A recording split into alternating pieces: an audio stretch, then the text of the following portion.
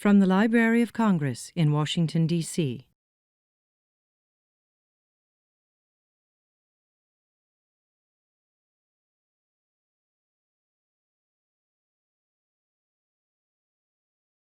I want to welcome you all. I'm Mary Jane Deeb, the Chief of the African Middle East Division, and I'm delighted to be with you today to celebrate Jewish American Heritage Month.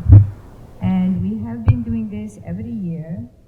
The Hebraic section of the division has partnered with the Jewish Genealogy Society of Greater Washington. So it's wonderful to see you all back here. And I've met Mary Jane again, who was part of the society, and we had met before, two Mary Janes. The African Middle East Division, as you know, has the Hebraic section, which collects materials from all over the world, Judaica and Hebraica from all over the world.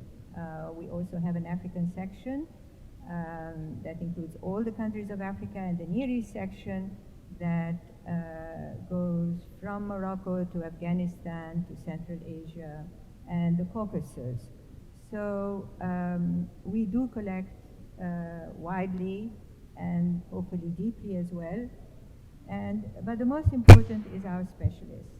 And our specialists are scholars themselves who know the work, who know the culture, who have a wide network among scholars like yourselves, and who invite them to join us here in the library, because it is from the scholars that we learn so much about what we hold. In other words, it's a circle. You teach us, and we hold the books that inform you. So it's a flow. And today we have a wonderful professor who will be introduced by Ms. Horowitz a bit later. But I just wanted to read a few things that were said about the book, Roads Taken, Jewish Peddlers and Their American Journey. And I was researching it, and I found this wonderful review. First of all, it's about her book, which was a finalist for the 2015 National Jewish Book Award in the category of American Jewish Studies. And it was described that this landmark study will permanently change our conceptions of the modern Jewish experience in Jewish social and economic history. That was Jonathan Karp, author of The Politics of Jewish Commerce, Economic Thought and Emancipation in Europe, 1638-1848. Someone else described the book in this marvelous account of a figure that was, until now, better known in fiction and folktales. Hasia imaginatively takes us down some of the dusty roads through which Jewish peddlers hawked their wares. She shows how work, culture, and religious belief are deeply entwined. That was Walter Friedman, author of Birth of a Salesman. And the third one is a review that's just a few. Robin Cohen from Oxford University, who describes the book as this intensely researched book about the underside of Jewish migration, which provides a rich account of how cross-cultural interactions arose as peddlers met their customers in frontier societies. Roads Taken is a commendable comparative history from below. So now, to introduce Hasia Diner, Professor Diner is our own Ms. Horowitz, a great reference. So Sharon?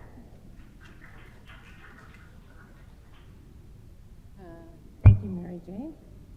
Let me add my welcome to everyone. Yes, try. On behalf of the Jewish Genealogy Society of Greater Washington and the Hebraic section, I want to thank you all for coming to today's program in celebration of Jewish American Heritage Month. The Hebraic section marked its beginning in 1912 with the receipt of 10,000 Hebrew books and pamphlets, whose purchase was made possible by a gift from New York philanthropist Jacob Schiff. From those humble beginnings, our collections have grown to around 250,000 items in Hebrew, Yiddish, Ladino, Judeo-Persian, and other Hebraic script languages. The Hebraic section also includes an important collection of books in Ge'ez, Amharic, and Tigrinya, the languages of Ethiopia, past and present. Two of our missions in this division are to publicize our collections and to bring people into the library. One way we accomplish this second goal is by holding lectures and by having programs such as the one we are hosting here today. Before I introduce today's speaker, it is my pleasure to call upon Ms. Sheila Wexler, President of the Jewish Genealogy Society of Greater Washington, and one of today's program's co-sponsors, to say a few words about the society.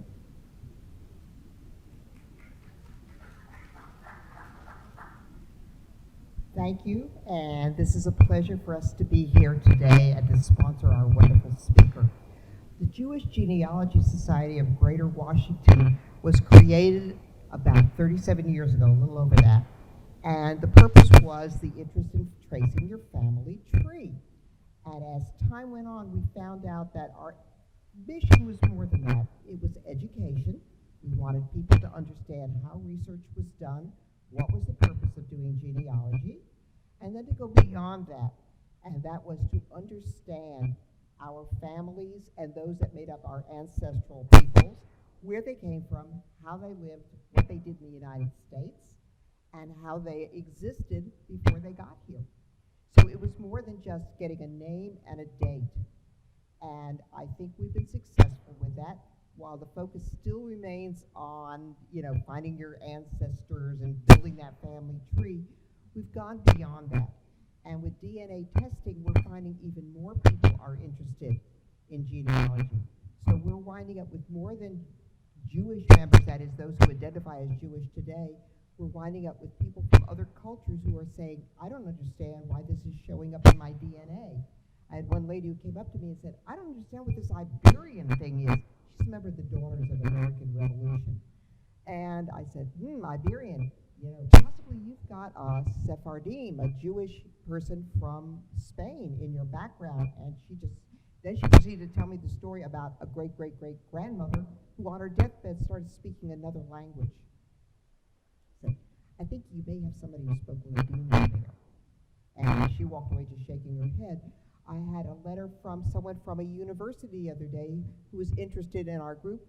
She has Jamaican background and said, Jamaican Jewish, is that possible? It is. So, we're finding more and more people who are interested because of the DNA. So we welcome everybody to come to our meetings, become members. We help each other learn. And so it isn't just pick up the book and you're going to find your names in there. It's understand what your families did when they got here. And that's why we're so happy to have Hasia Diner here with us today.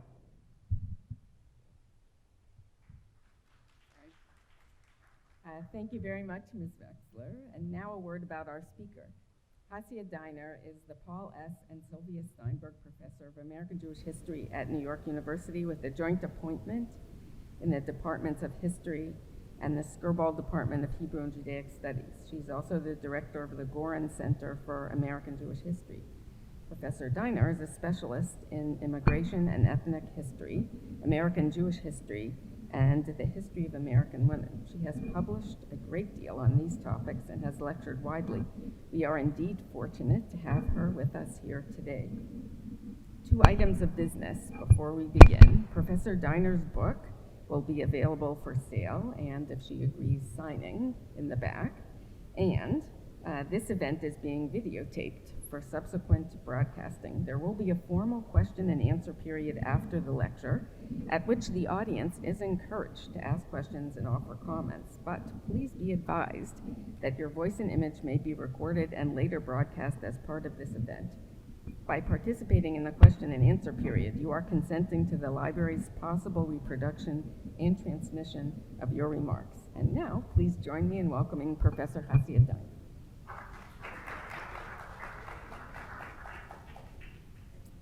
Okay, let me get myself situated here.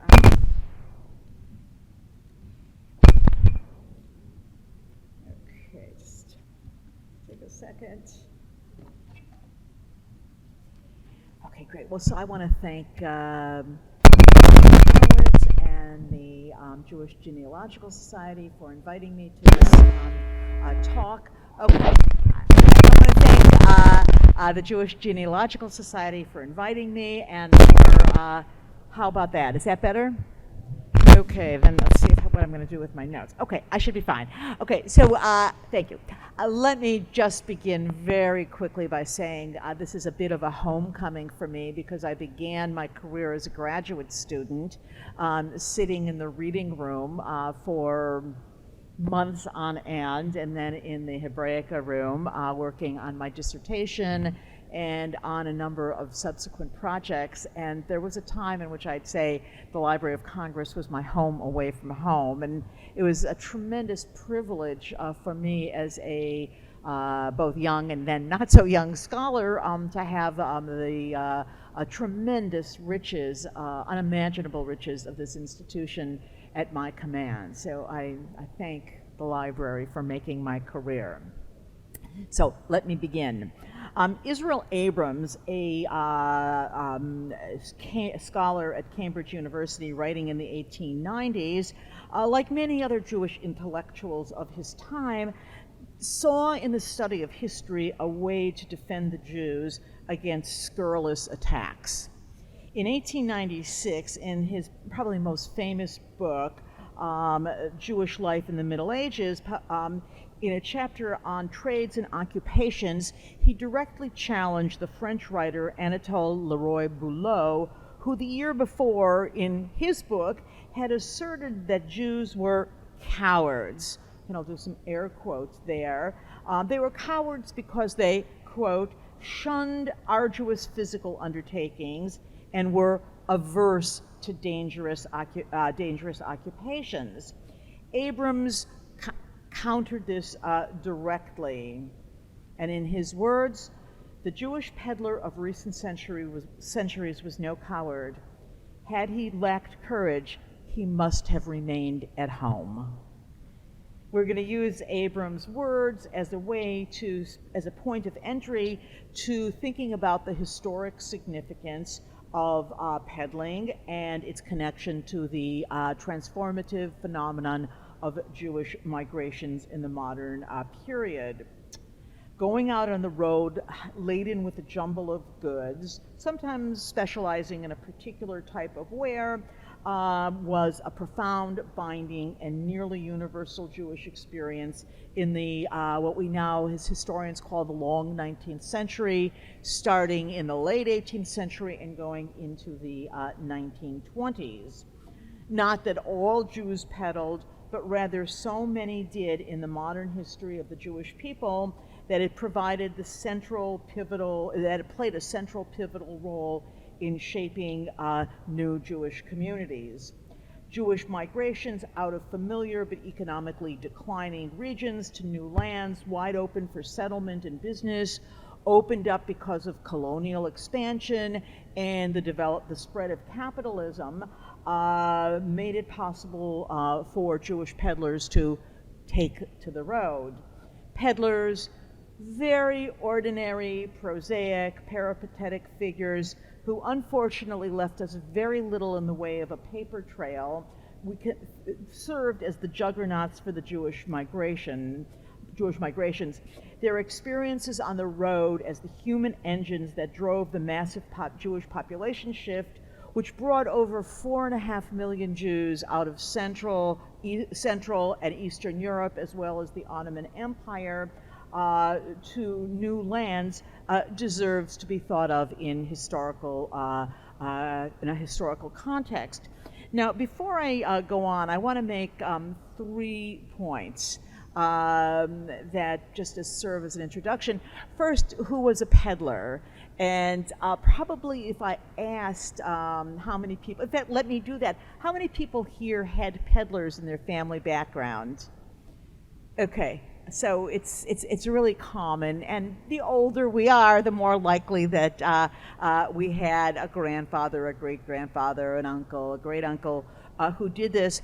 I'm going to be looking at, and in the book, I look at those men, and these are all men, and ironically for me, as somebody who defines herself as a women's historian, I ended up writing a book about men, although women play a very important role in this story, and you'll see this very shortly. The men who I'm looking at were peddlers who were on the road, who on Sunday morning or Monday morning slung their pack on their backs or got up in a wagon behind a horse, an ox, a mule, and went out. And they didn't return to Jewish settlement, be it their homes or a boarding house or some other place of residence in a Jewish community until Friday. So they were on the road all week. And so as such, I am not dealing with urban peddlers, okay? The men and women who hawked their wares in the city streets, but in the evening went back to their own homes, their own communities. They had an amazing history also all over the world, and their story needs to be examined, but I didn't do that. So urban peddlers are not my subjects. Secondly, I want to note that Jews were not the only peddlers in America or in the many other places that I'm going to mention.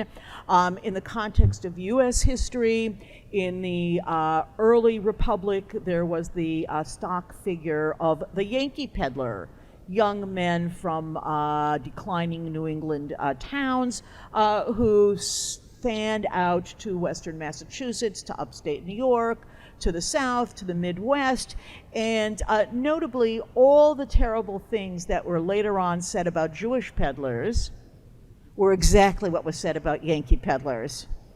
Okay, so it's maybe their peddling that caused the ire of some people around them, and not if they were Jewish or not. Okay, so there was the Yankee peddler, there were German immigrants who peddled, there were some Irish immigrants who peddled.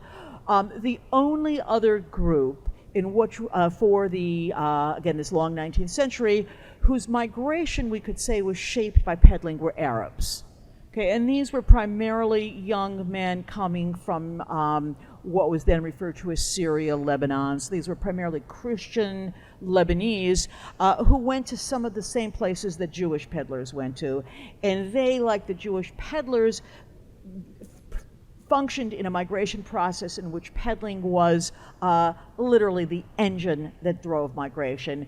And their story also needs to be told, and a good historian will make some nice comparisons to find either similarities or differences between Arab peddling and Jewish peddling. Again, I didn't do that, but somebody who has access to the languages of the Lebanese peddlers surely should do that. Okay, and then finally, which will get me into the heart of my talk, Jewish peddling was not new in the long 19th century. Jews had been peddling for centuries, back to the Middle Ages, and the existence of Jews on the road in all over Europe, as well as in the Ottoman Empire, was a fixture of Jewish history well before my period. And their story also deserves to be written about, but I was interested in the way in which peddling shaped the Jewish migration out of their old world into the new one. And the way in which, starting in the late 18th century, peddling provided the startup by which Jews discovered a number of new worlds, with peddling linking their movement out to some places, from some places, and into others. So let me say something about the places they left.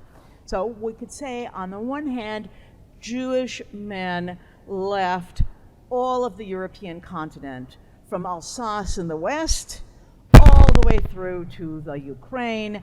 Young Jewish men seeking to leave their homes picked up the idea of peddling. Some places sent a much larger percentage of peddlers out than others, and I can tell you the numbers are elusive. Okay, and maybe in the questions I'll tell you, actually I'll talk about why it's very hard to know how many, but places like Bavaria was a very large sender of peddlers, as was Romania, Posen, that is that part of, perhaps I don't need to tell the genealogists where Posen was, that is that part of Poland that was sucked into Prussia. Lithuania was probably the largest sender of Jewish peddlers on the European continent.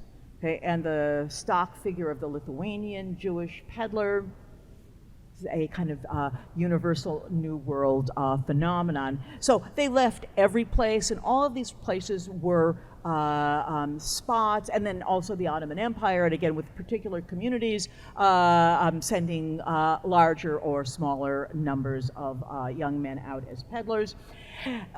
They went to nearly every place in the New World. Okay, now I'm going to distinguish two kinds of New Worlds for the Jewish peddlers. So on the one hand, they went to places that we would not ordinarily think of as, quote, the New World, because they were still in Europe, but they were places that were experiencing the expansion of capitalism, and in which ordinary people now had cash to buy things. So the migration of Jews out of parts of Poland, parts of Bavaria, to the British Isles. Okay, not only to England and the English countryside, to Wales, Scotland, Ireland, okay, were fostered by peddling. So these are places that are actually also sending out immigrants. Okay, Jewish peddlers from Lithuania are also showing up in Sweden in the 1860s and 1870s. And what makes the British Isles and Sweden, what holds them together vis-a-vis Jewish history, and why I think of that, I consider them new worlds, is that these were places that had had no substantial Jewish presence before.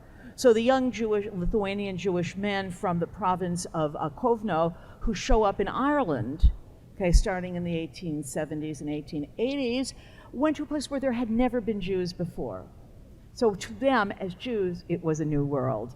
But other than that, other than those spots in what we may call the Old New World or the New Old World for the Jews, Jewish peddlers went to no fewer places than the Americas, North, South, Central, as well as the Caribbean, Southern Africa, and Australia and New Zealand. All over that new world, part of the colonial expansion of Europe, drew Jewish peddlers.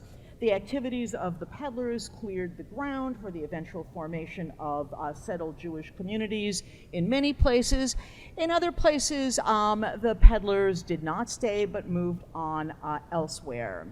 So again, I'm going to throw out a series of questions that will form, in a way, almost the bulk of the talk. So first, what did they sell? Okay, notably, it didn't matter if I'm thinking about, and I have documentation about a Lithuanian Jew who shows up in Sweden, or one who shows up in the Cape Colony in what will become South Africa, if they show up in Mississippi or in the Pacific Northwest, in Jamaica, in the Irish Midlands. They sold goods that we would say were not necessities. They didn't sell food, they didn't sell fuel. Okay, presumably those are the two things one needs to survive. But they sold a class of goods that one historian has called populux, popular luxuries. Now, they're goods that we would not consider luxuries, like eyeglasses, needles, threads, mirrors, pictures and picture frames to put up on the wall, bed linens, towels, napkins, tablecloths. Okay, so these were goods that theoretically one could live without. One doesn't need to have pictures on your wall, or you don't need to have a mirror or even eyeglasses. Although every time I read about a peddler selling eyeglasses, and the customer would say, "This is the first time I've had glasses. I thought, for me, my God, I'd be paralyzed without my glasses. These are people who are entering into a new economic and social mode, and having glasses was something that opened up their eyes. Okay, there's a wonderful memoir by a man who became the president of Colombia, South America, and he'd grown up in a small town, and he said, until the Jewish peddlers came into our town, no peasant in this town ever owned a pair of shoes. Okay, and again, one can say a bit, I think maybe imaginatively, the world felt literally different having those shoes for the first time. What is notable is that the peddlers sold goods to women. Their customers were all women. The men were off working. The peddler comes during the day. He established a business connection with the wives of farmers, miners, loggers, mill workers, suburbanites, steel workers, native people living on reservations, the workers in sugarcane plantations, rubber plantations, on American slave plantations, American cotton plantations, and tobacco plantations. The peddler established the relationship with the women as they sold the kind of goods that were within women's domain. So one of the very poignant sort of details that emerged is that in places like Cuba and Jamaica and elsewhere in Central America, the peddlers sold neckties and cloth handkerchiefs to the wives of sugarcane plantation workers. And while they leave us very little information about what went on between customer and peddler, one can get the sense that for that woman to buy her husband a necktie or suspenders meant that her husband on, let's say, Sunday when they went to church, could look good. He didn't look like a plantation worker. He was going to now have a tie and a cloth handkerchief in his pocket and look no poorer, no less subservient than possibly the owner of the sugarcane plantation. So wherever the peddlers went, they sold this category of goods. Most of them began by being pack peddlers with packs on their backs, and their first purchase with some saved money was to get a cart. They possibly bought or rented with some kind of draft animal, depending on what animals were being used in that region. And then the peddler could carry larger goods, perhaps stoves or other kinds of items for the home furniture, so that it expanded what he could sell. Interestingly, in many places, peddlers, once they had their wagon, began carrying photographic equipment. And so when they would come into a home, they'd say, would you like to have a portrait taken, a picture taken? Now again, we can see this leap into luxury for a poor family to think that, yes, let's have a photograph of all of us to put up on our wall. As part of this move upward to having a wagon with a draft animal, many of the peddlers, as they made their route, entered into business relationships with the women to whom they sold, and created a connection where the woman would during the week, and I'm going to turn to the kind of the calendrical pattern here. During the week, the woman would spend some of her time collecting feathers, bones, scraps of paper, scraps of leather, fabric that had been thrown out. Sometimes they collected herbs, and they would then exchange these to the peddler when he came back, often in exchange for a certain amount of feathers, okay, or bones, in exchange for a watch or a necklace, or a brooch, some other kind of a piece of jewelry, or whatever good that the woman might want. Okay, the peddler would then sell the what was essentially refuse, okay, to manufacturers who would buy the old bones to grind up for fertilizer or use it to make buttons. The feathers might be used by somebody who was going to make mattresses. The old scraps of paper could be used for beating down into some kind of other good. We might call them kind of early recyclers, okay, which is not what they were called. Not surprisingly, many peddlers around the United States as well as elsewhere in the world, when they ceased peddling, became the owners of junkyards, okay, of scrap metal yards, because they had already been in this business. So this is what they sold. I've already indicated that they tended to sell to farmers, to suburbanites, to textile mill workers, miners, loggers. Many peddlers got the license to go onto the Indian reservations in the American West.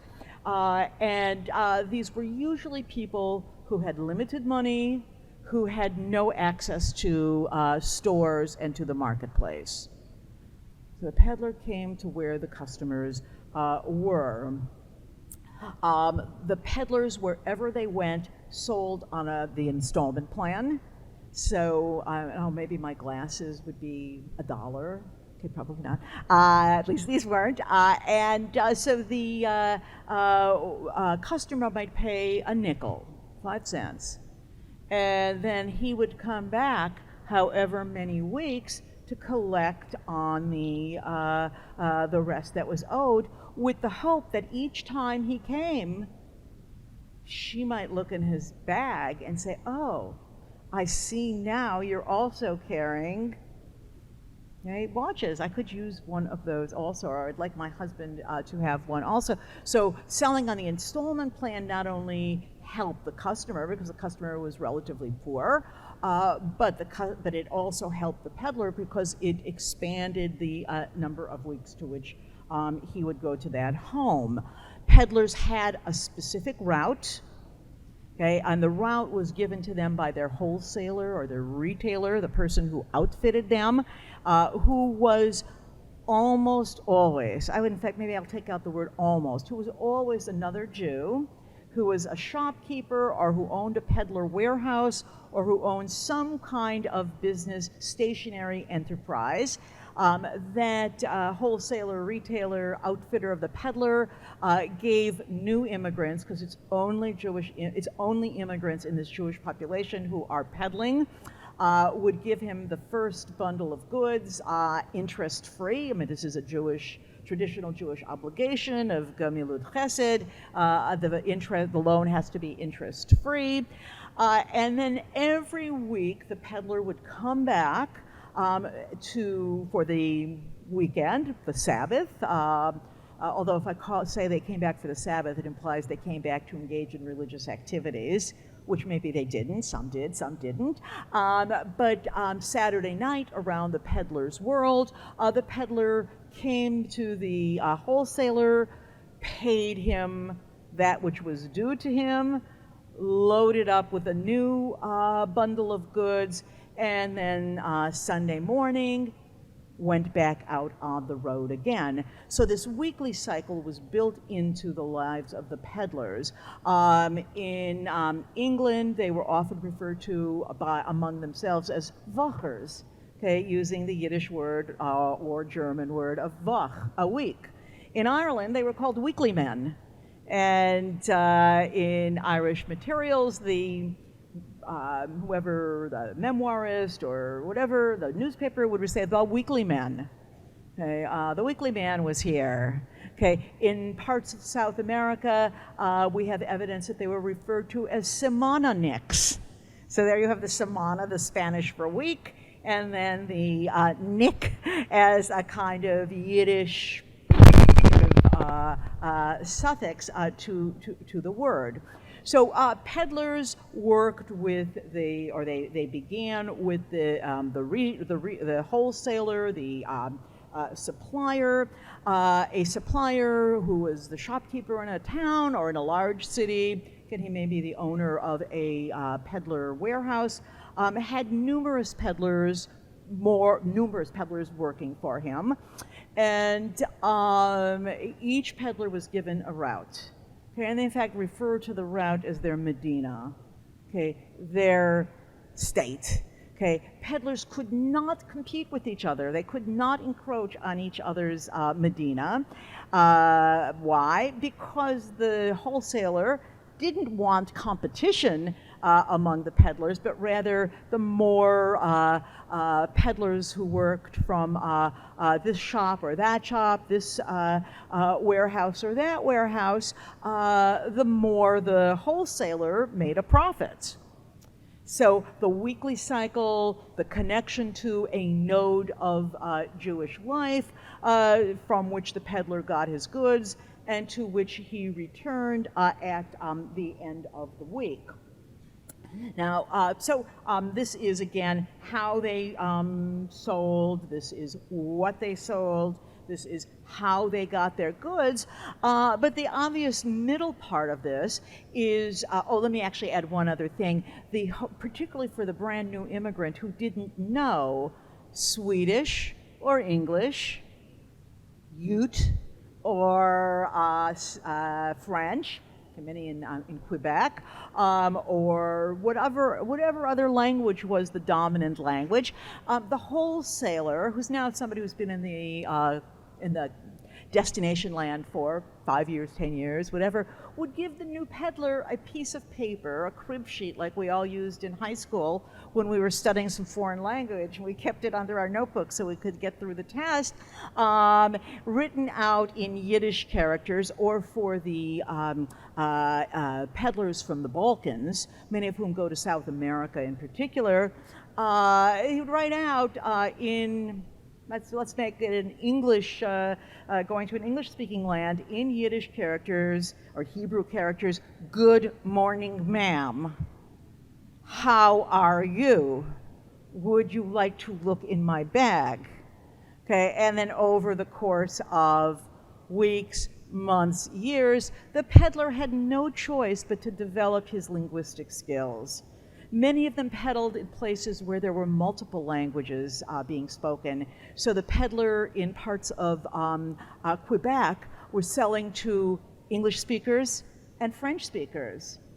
Okay, peddlers, almost all of whom came from Lithuania, who went to Southern Africa, were selling to English speakers, Afrikaans speakers, as well as the speakers of the various African languages that were spoken by the people who had preceded either the English or the Afrikaner, so that the crib sheet might have 3 languages or 5 languages. Okay, now I think one of the interesting phenomenon involved here is that many Jews came from places where they had always had to have some level of polylingualism, because they may have sold to Lithuanians, to Polish speakers, to German speakers, and while one might be hard-pressed to say they actually spoke Lithuanian or spoke Polish, they knew enough to buy and sell. And so this was not a great leap to move from that to learning English, Spanish, and Navajo, okay, or whatever combination of languages were required in that particular Medina to which the peddler went. So from the peddler's point of view, this was a great way to get started in a new land. It may have been a great way, but it was also very difficult. And I'm just going to read you one quote, and this is from a man named Abraham Cohn, who came from Bavaria in the 1840s, and he fortunately left us a diary. And he wrote, I was very eloquently, almost too eloquent to read this since it's not a poetry reading. "Beware, O youth of Bavaria, for you shall rue the hour you embarked for this country, and a life far different what you dreamed of this land, and he was in western Massachusetts. This land, and particularly this calling, being a peddler, offers harsh, cold air, great masses of snow, cold towards foreigners, and to all who do not speak the language perfectly. Okay, again, this could have been a young Lithuanian man traipsing around the Transvaal, or a Hungarian Jew in the Australian outback.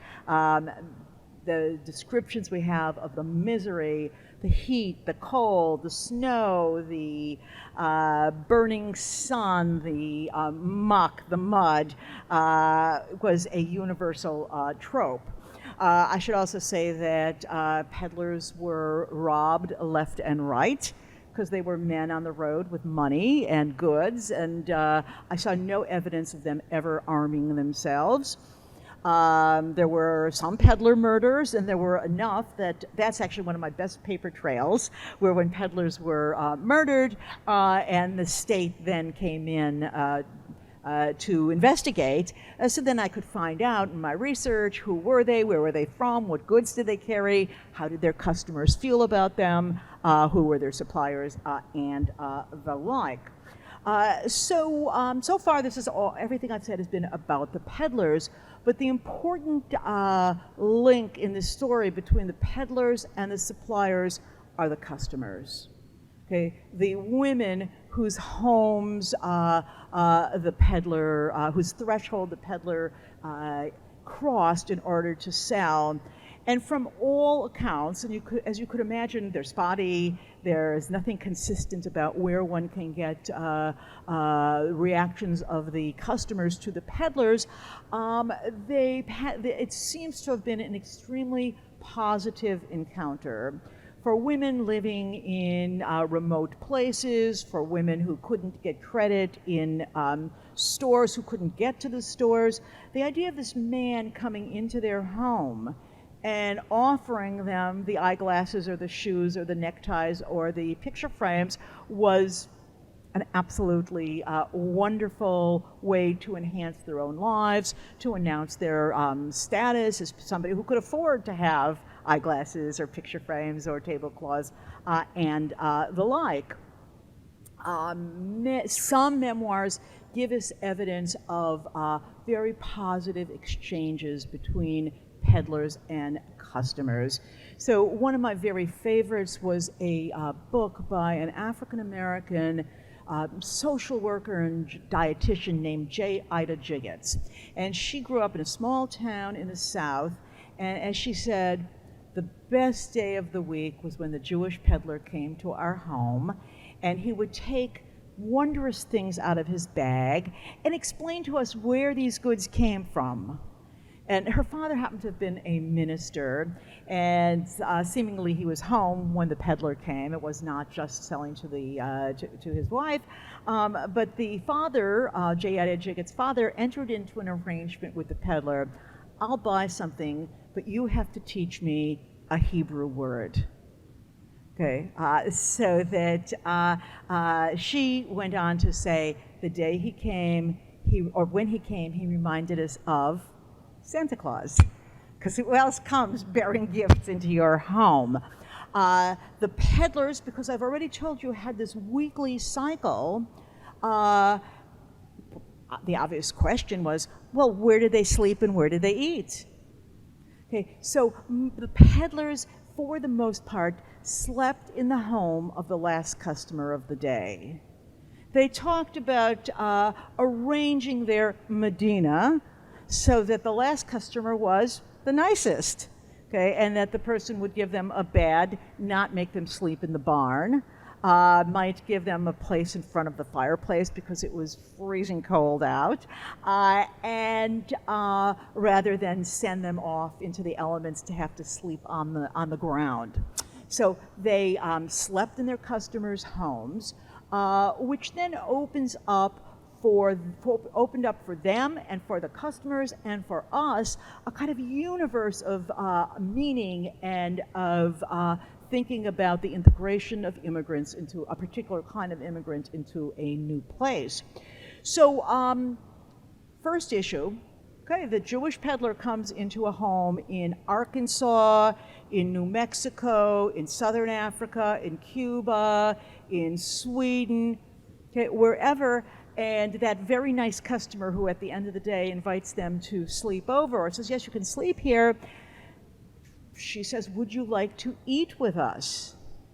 Now, very kind of perhaps banal question, would you like to eat with us? I'll go, maybe not so banal, because I'm sure if somebody knocked on my door and said, can I sleep here? Would you like to, can I come in and sell you something? And by the way, can I sleep over? Obviously the answer is I wouldn't have opened the door in the first place. But would you like to eat with us? Now perhaps it's a very ordinary question, except these were immigrant Jewish men for whom the problem of food loomed large. That is, can they eat? Should they eat? Might they eat the pork, squirrel, bear, whatever people were eating and considered tasty and nutritious and was just the ordinary fare of ordinary life. So we have, again, in very spotty ways, narratives that span the I was so hungry, I would have eaten anything. I didn't care what it was. And it was actually tasted pretty good. Who were not troubled while on the road about the Jewish dietary laws. And others who would say to this woman who now has opened her house to him, I cannot eat your food. Which, from her point of view, had to raise the most obvious question of, why not? Okay, now these are all places where there are no Jews. Okay, these are the only Jews who come into these communities and into these people's lives. So the peddlers, again, in the evidence we have, would say, my religion does not allow me to eat that. Okay, well, what religion are you? I mean, the person might know Catholic, they might know Methodist, they might know Presbyterian, they might know, but which of those religions say you can't eat something? And so I'm Jewish, okay? I'm of the Hebrew faith, whatever the formulation. And on the one hand, this seems like it would have been a barrier, a kind of the door comes down, well then get out of here. But to the contrary, in, again, the material that is available to researchers, in most cases the woman says, what can you eat? If you can't eat the meat, what can you eat? Bread, fruit, vegetables. Sometimes peddlers would actually leave a pot in the home of in the customer's home. So every Monday his pot would be in one person's home and another pot in another person's home, or he carried a pot with him, and he either prepared his own food or she would make what he told her was acceptable. So and we have beyond the food issue, although I think the food issue is so crucial and in a way the most formative part of this, but many of the peddlers in their sporadic narratives talked about or recalled waking up early in the morning in the customer's home and going and praying by himself in a corner, putting on his prayer shawl, putting on his tefillin, the leather boxes with straps for the forehead and for the arm. And for the customer, well, what is this? I've never seen it before. Okay, these are not people who had taken Comparative Religion 101. Okay, and again, the peddler is required because he wants to make a sale. He is not required because he wants to foster interfaith understanding. He wants to make a sale. He explains this is how Jews pray. The next few stories I'm going to tell you come from memoirs. And generally, as a historian, I'm extremely suspicious of memoirs.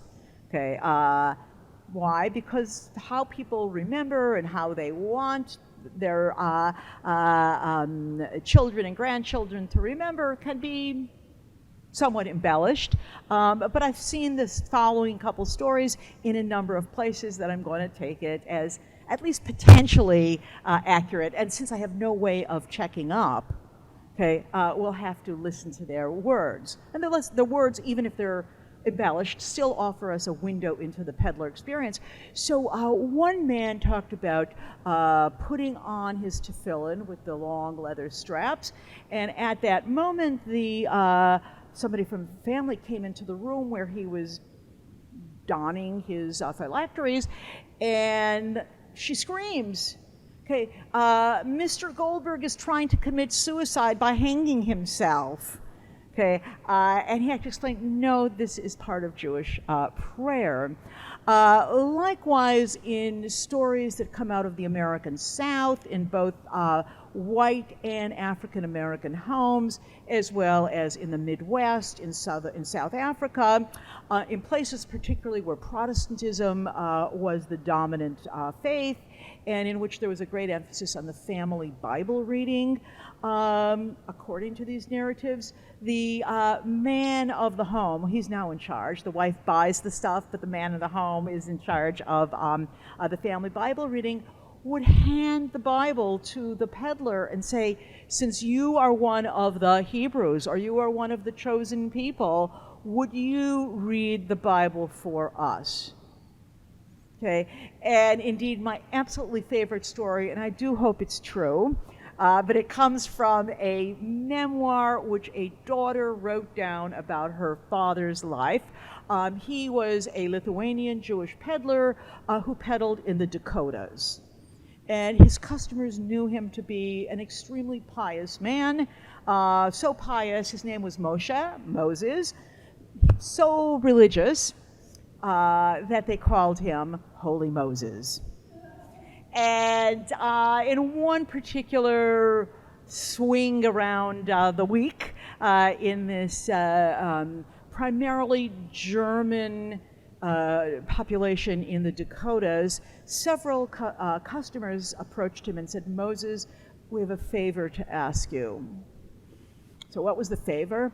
He said, our minister died.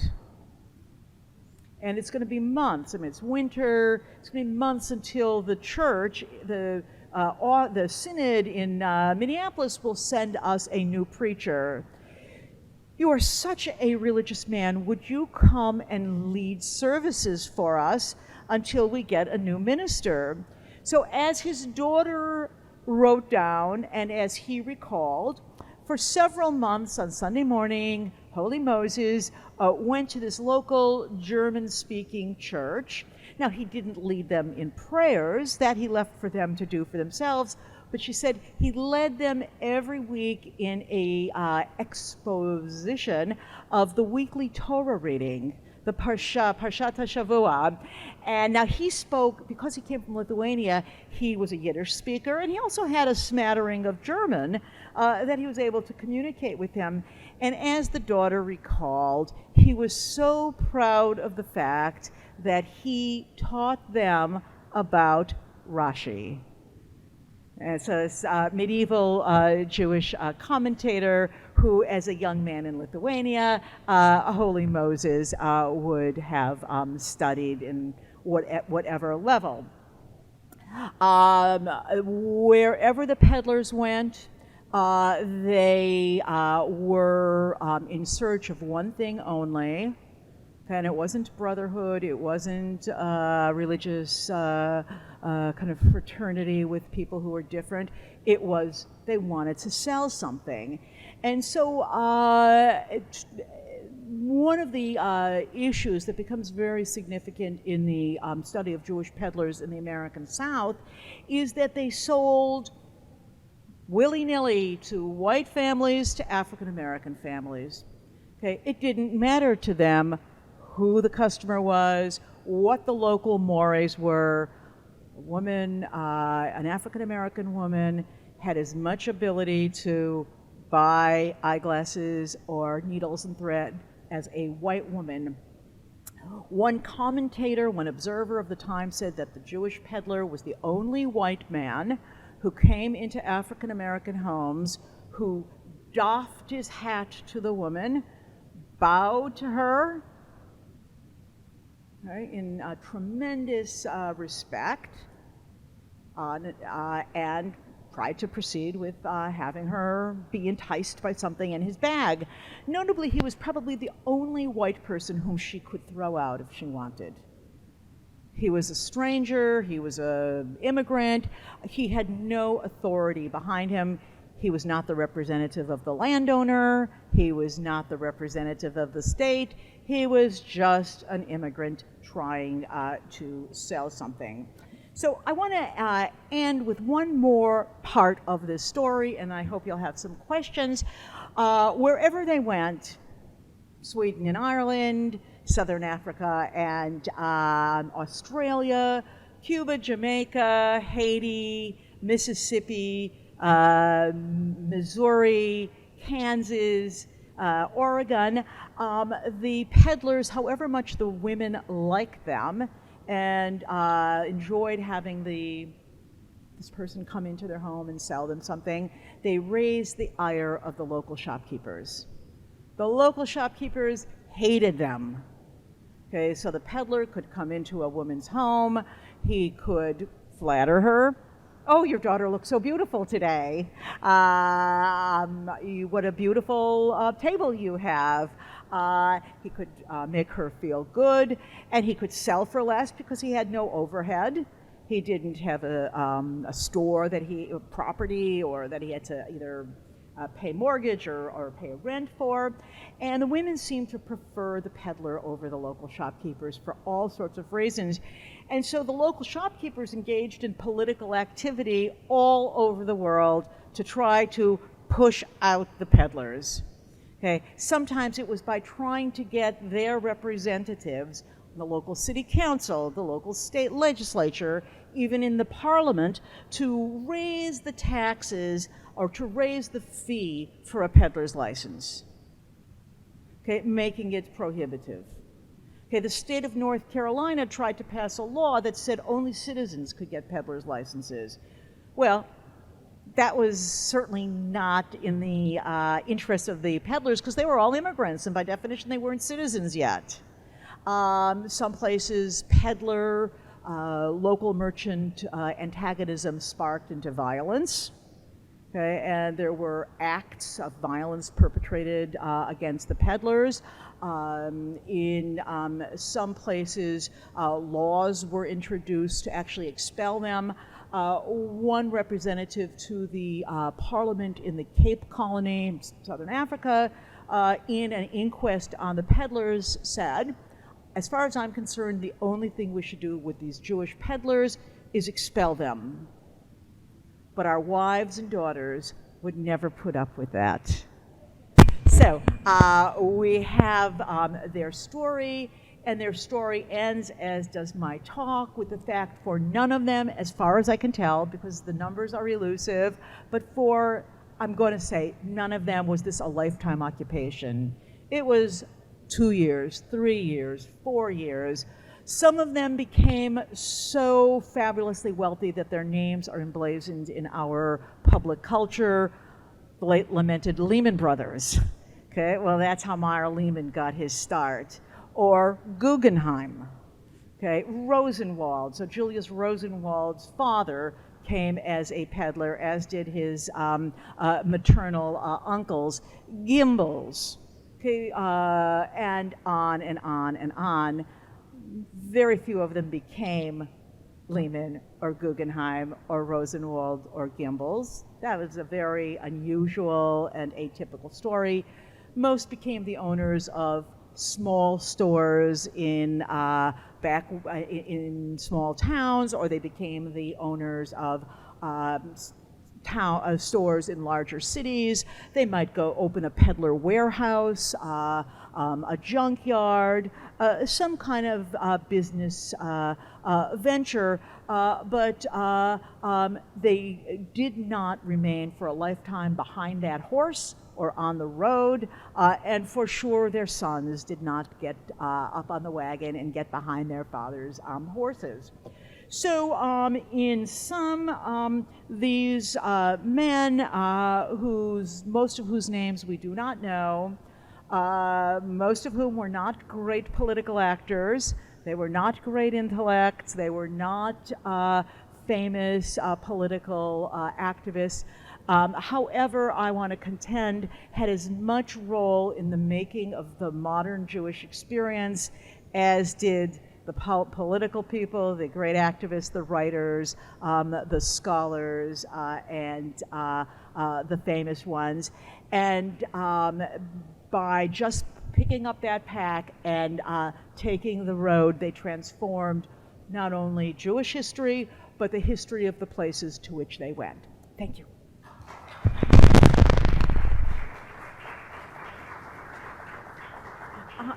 Okay. Kind of trouble you to open this. I had a little encounter with a knife and an eggplant. Yeah, so I was just saying, I'm going to take the questions. I will repeat them, but I just want to explain. I can't open my own water bottle. Okay, that's fine. Yes, sir.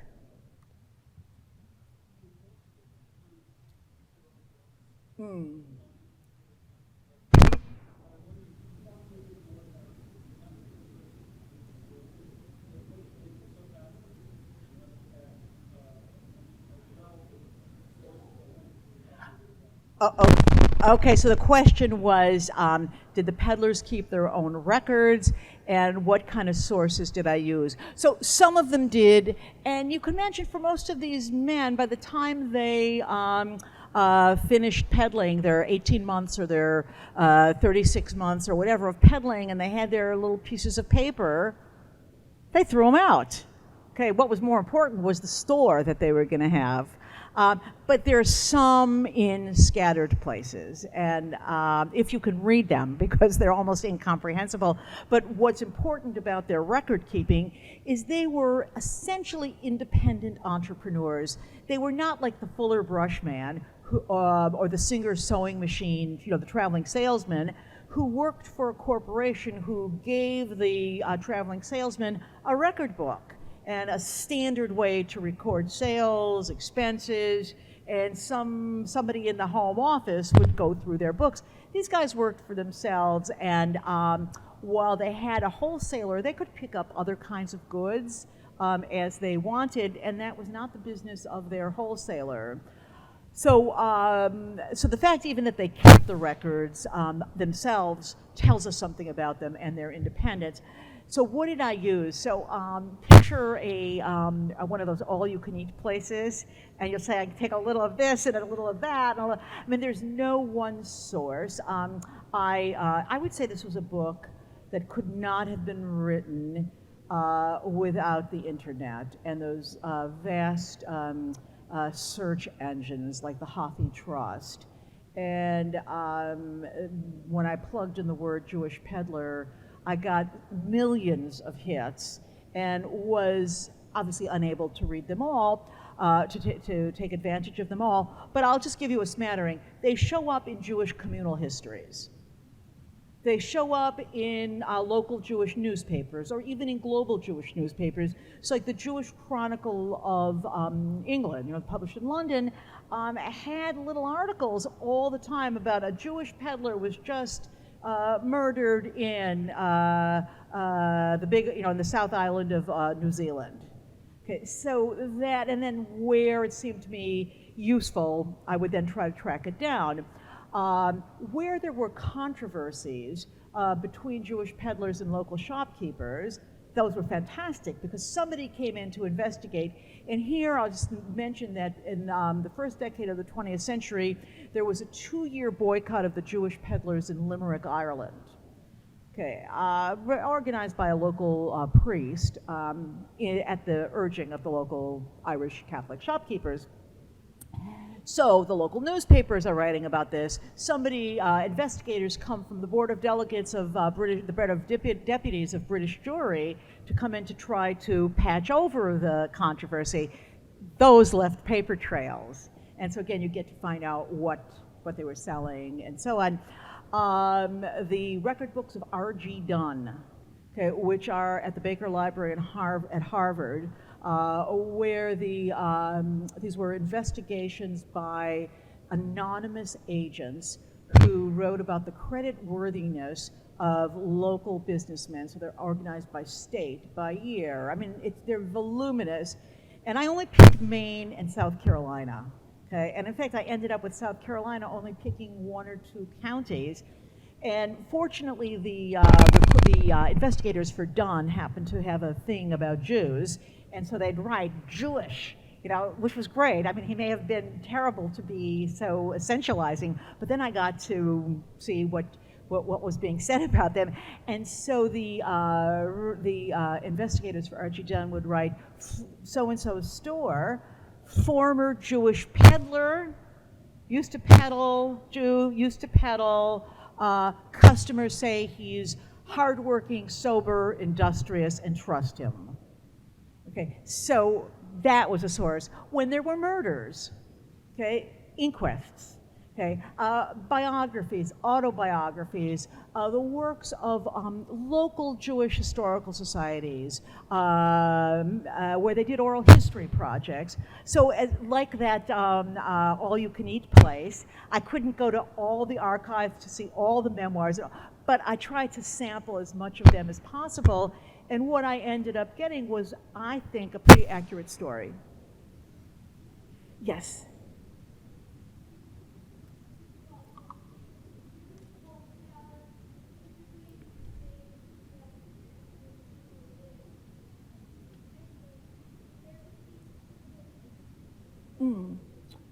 Sure, so that's a great question. So yes, I mean, it was in that area because they could only go so far because they had a weekly cycle. So if Saturday night they loaded up their wagons or loaded up their backpack, how far could they get from where that store was? Now, as new transportation technology came in, they might take a train an hour away and then pedal and come back on the train, or they might take a boat on a canal, or some other conveyance. But it was relatively rooted in a particular area, southwestern Missouri or upstate New York, and the route was as large as they could walk or go by horse. So Isaac Mayer Wise, the kind of founder of the Reform movement, Reform Judaism in America, wrote a lot about peddlers, and that's again another place where people observed what they were doing.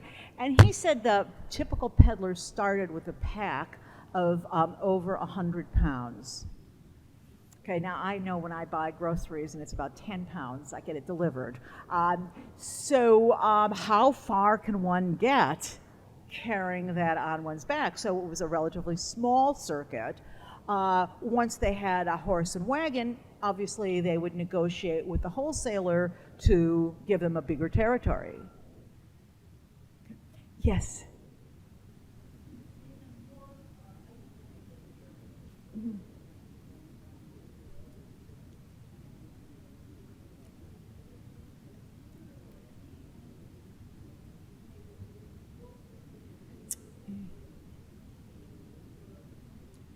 Yeah, I mean, I would say they were definitely a transmission agent of current events in that they had just been in the larger town and they're going to this isolated area and they say, oh, you know what happened? But they tried to steer very far away from politics because you never know. You want to sell something and the last thing you want to do is offend somebody. I didn't see books and I didn't see newspapers. But it's very interesting. The word for peddler in Hebrew is rochel, which means gossip. And and the best gossip was, your neighbor just bought a tablecloth. Don't you want one too? Okay. Yes.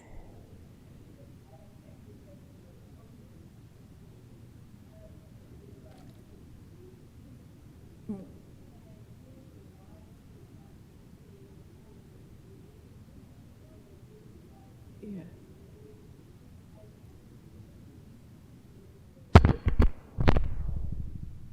Okay, so that's a great, so the question, I'm sorry, I was supposed to repeat the questions. So who produced the goods, and did their wives perhaps produce some of the maybe crafts that they sold? Certainly there were cases, but what's important is the goods were brought to them through these peddler warehouses, which were often connected to Jewish manufacturers. okay, in the very large cities. So there'd be a Jewish manufacturer in New York who's making mirrors, okay, and the wholesaler might make 4 trips a year from Talladega to New York to buy goods, okay, and so he had his Jewish contacts with whom from whom he got goods. The Jewish peddlers in Ireland were getting their goods from Jewish manufacturers in England. Or from in Ireland there was a lot of picture frame making, and the picture frames were all made by former peddlers living in Dublin, Limerick, and Cork, who went into picture frame making. And then the peddlers would go out in the countryside with the picture frames, and usually with Catholic religious pictures, Bleeding Heart of Jesus, Mary, the Last Supper, and so on. Now, the other part of the question, which is something I didn't touch on, but it's really important, and you mentioned their wives. So here the question is, are these married men or not? And so some of the men were single, okay, and there is a whole story from all over the world where these single Jewish peddlers meet local women who are just not Jewish and end up in relationships, both legal and just common, but often for a lifetime. Some of the peddlers, particularly towards the end of the 19th century, from places like Lithuania and so on, let me go back. The ones who are unmarried, they find those who don't marry local women will marry when they stop peddling. So opening a store in Tupper Lake, New York means now I'm going to get married. And sometimes they go back home to the community in Posen or Bavaria or wherever, and they'll find a young woman and marry her and bring her over. Sometimes the local, whatever is the closest local Jewish community, will have the daughters of. Okay, so I mentioned Julius Rosenwald. His father was a peddler. His outfitter, the Baltimore-based outfitter for Samuel Rosenwald, who himself had been a peddler, there were 4 brothers. Their name was the Hammerslaw brothers, and they had 1 sister. Okay, well, when Samuel Rosenwald was ready to settle down, he married the sister of his creditors.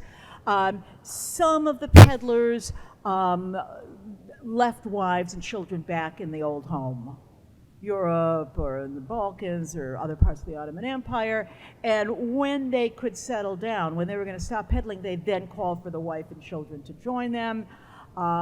And some of them left their wives and children in a big city, let's say in New York, but then they went to peddle in the Adirondacks and might see the wife and the rest of the family at Passover or at the holidays, in the fall holidays. So this whole connection between peddling and marital patterns was very important, was really central to this history. Yes, sir, in the back.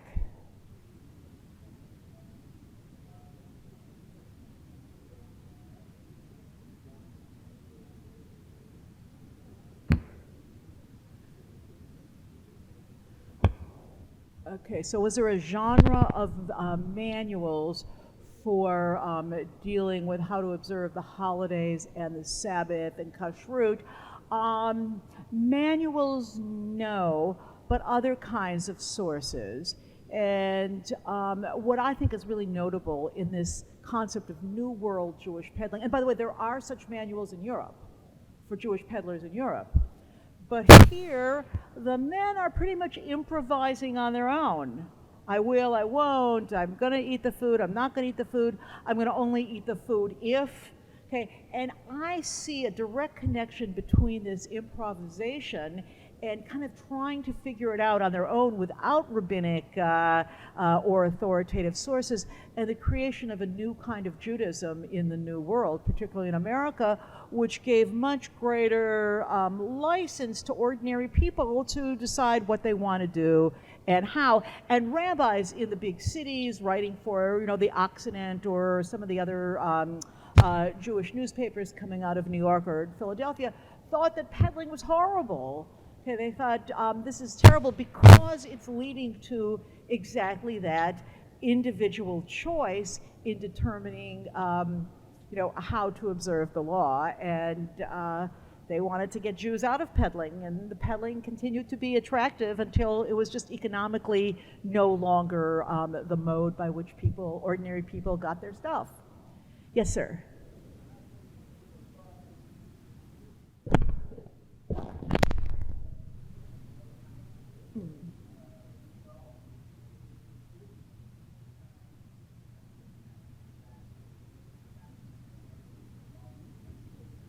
Okay, so the question was, did I find competing wholesalers? Yes, in the same territory, absolutely. Okay, there'd be 2, 3, 4 peddler warehouses, and so they all want to make a kind of sweet deal with the peddler because they need the peddlers because that's how they're going to get their goods out, and so they have to offer the peddler good rates on the goods. Favorable rates on the goods, the kind of goods that the peddler says the customer wants. A lot of people, there are lots of fights, not necessarily physical fights, but anger, kind of people take offense and the peddler will switch from one wholesaler to another. Many of the peddlers, once they finish, set up their own wholesale enterprises. So essentially they're competing with their old wholesalers. So yeah, there was a great deal of competition. So those folks could be competing with each other, but the peddlers could not compete with other peddlers. My pleasure. This has been a presentation of the Library of Congress. Visit us at loc.gov.